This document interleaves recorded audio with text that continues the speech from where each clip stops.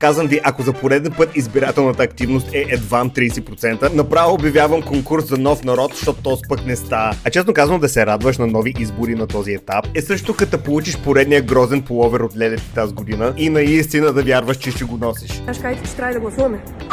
Значи не стига, че трябва да се готвим за голема глезотия. За истинските играчи ние не ги избираме с гласовете си. Добро утро! Ние ги избираме с парите си, като например като си купуваме на зелено от Хъс, даваме пари на новата конкуренция на пещерняците в Пловдив. А като става дума за алкохол, вие ще го откажете ли, за да спрете мафията? Едва ли. Някои неща вече не ги правим по избор. Примерно ако се возиш в пловдивски градски транспорт, Петко Ангелов, превозвачен олигарх. Дори да си хвърляме буклука, пак даваме пари на мафията. Когато ние искахме капитализъм, ами ето ни капитализъм. Има твърдение, че Васил Божков е бил на протестите.